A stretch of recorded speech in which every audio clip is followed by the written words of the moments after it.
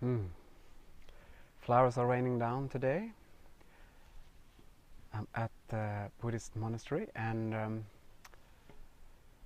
hiding away from the abbot while sharing some thoughts about meditation and mindfulness. And today I'll talk about perceived obstacles. I talked earlier last time about progress.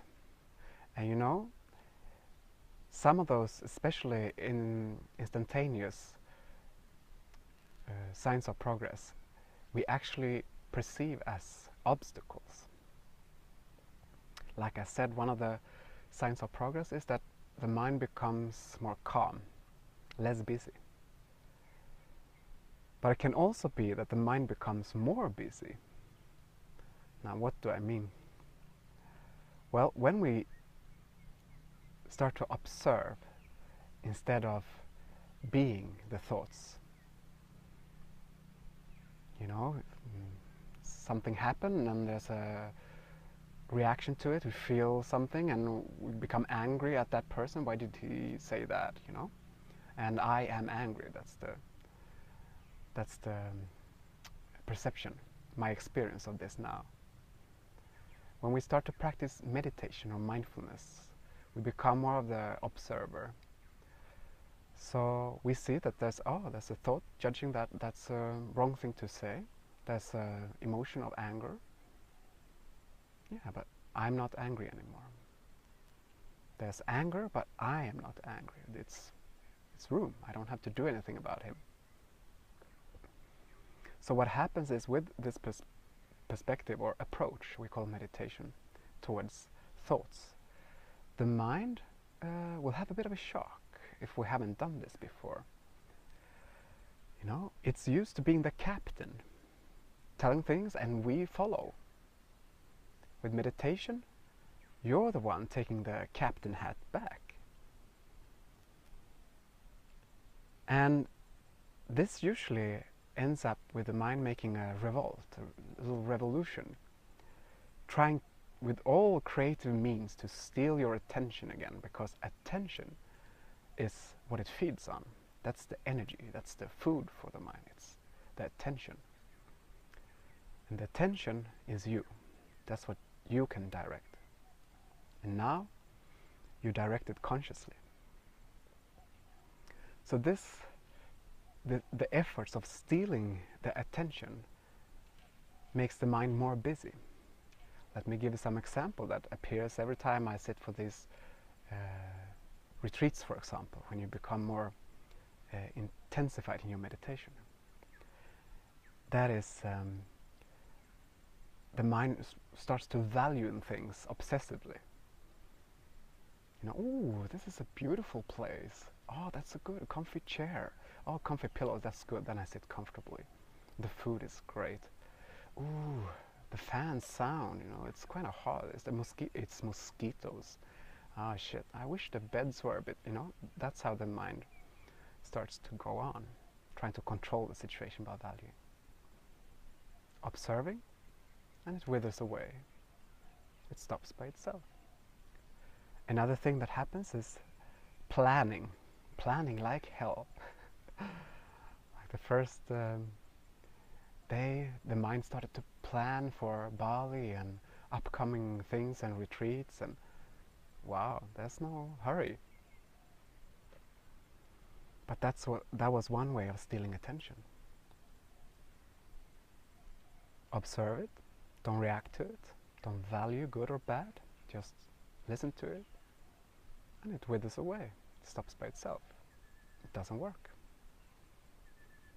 There's nothing I have to do. I don't have to push it away in any way. That actually is attention. It feeds it, it gives energy, and it will start to plan again. More captain's hat for me, the mind thinks. Another example, and this actually the Buddhist monks here and the teacher monk talks about quite a lot, is desire and sexual desire. Now this is like a trump card for the mind. Oh, it's kind of easy to steal that attention with this juicy stuff. So a lot of powerful, strong emotions and like hormones can kick in the body. So it has the whole artillery of weapons when it starts with sexual desire, and that usually comes after these first of valuing and planning. And of course it happens to me as well. Again, if you can use the power of mindfulness, observe it,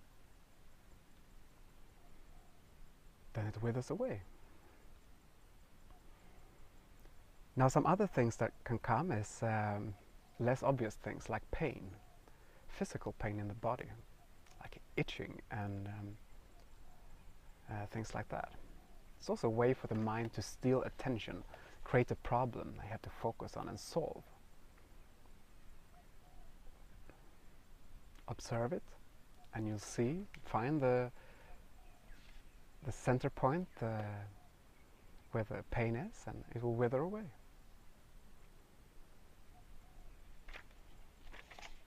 Another thing that appears can be sleepiness. And this is also a great sign of progress. Usually not. This is where people say, I don't think meditation is for me, I usually just fall asleep doing it. But if we live a busy life, as a lot of us do, and we all of a sudden sit still, or we focus our attention inwardly, and we stop doing things, stop the activities for a while, allow ourselves to be, we get in contact with the needs of our body and mind. So if sleepiness comes up, well, it's just a great sign that you're in contact with your body and your needs. So then sleep.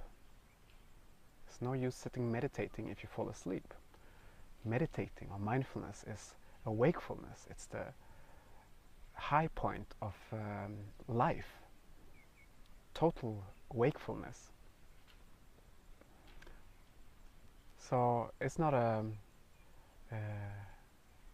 obstacle per se if you know what it is. It's a great sign of progress that you're doing something right while meditating. You're actually getting in contact with the inside of you.